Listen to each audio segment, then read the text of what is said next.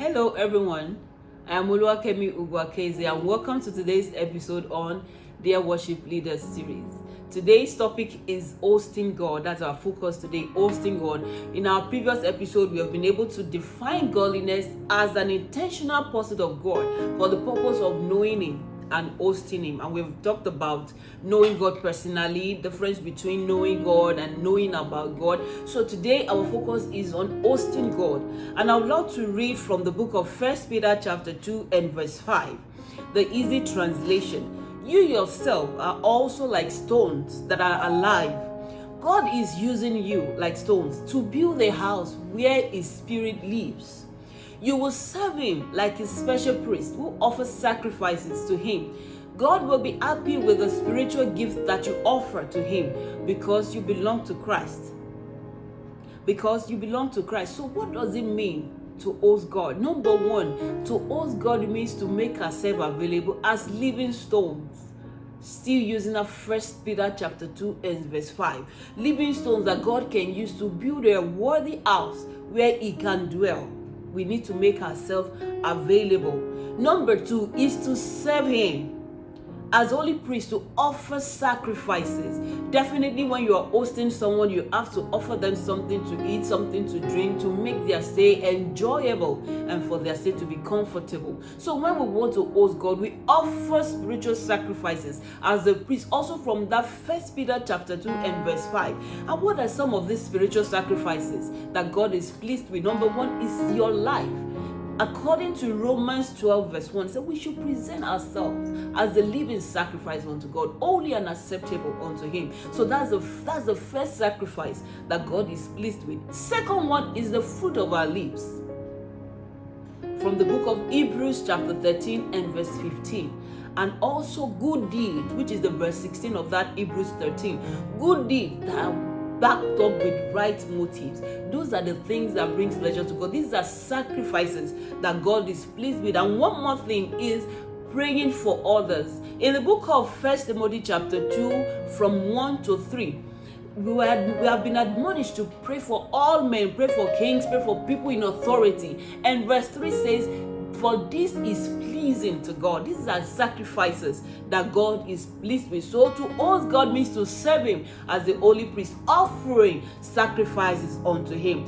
Third point on how we can host God is to live a prayerful and consecrated life. In the book of Matthew chapter 21 from 12 to 13, we have the record of how Jesus drove out people selling and buying in the temple. Our body as the temple of God is not for trading. When you trade with your body, you are concerned about the flesh. Trading means you are doing things for the profit and the satisfaction of the flesh, and God is not pleased with that. So to host God means to live a life that is prayerful. He said, for my house shall be called a house of prayer. If my house is a house of prayer. So which means to host God, you must live a prayerful life. And the house of prayer is always a sacred place. And fourthly, on how to host God is to carry His presence.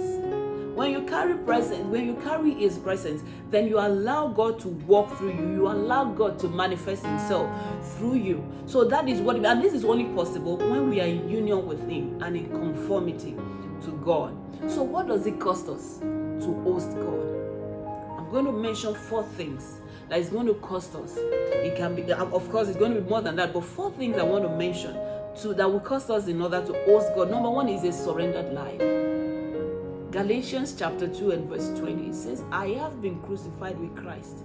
Nevertheless, I live, yet not I. It is Christ that lives in me. So we surrender our heart for God. We surrender our life to God for Him to be able, remember when I was talking about what it means to host God, making ourselves available. So that is the surrendered part. We surrender our life. Number 2 is to love God and to keep His word. I love to read from the book of John chapter 14 and verse 23, the Passion Translation. Jesus replied, loving me empowers you to obey my word. And my Father will love you so deeply that we will come to you and make you our dwelling place. That's amazing. So, number 2 is to love God and to keep His word. Point number 3 is to live a holy life. Galatians chapter 5 and verse 25, that if we live by the Spirit, let us also walk by the Spirit. To live a holy life is to be one with the Father. And number 4 is to know and give him the sacrifices that he wants. Definitely, if you want to host God, you know what he wants. Your worship, your life, your sacrifices, your giving, your obedience for God. These are the things that will cost us in order to host God. And let me mention 4 key things that God wants from us when it comes to hosting God. He wants a relationship, he wants a fellowship, he wants a communion, and he wants intimacy. And you know, as a worship minister, you are first a worshiper before being a worship minister. And I would love to close with this quote by Apostle Joshua Selman. He says, a worshiper is not a musician or a singer, but someone who understands the dynamics of hosting God. So dear worship ministers, let's challenge ourselves, discipline ourselves to keep fit, and also know what it takes to host God. So till we come in our next episode, remain rooted, remain planted, and remain connected.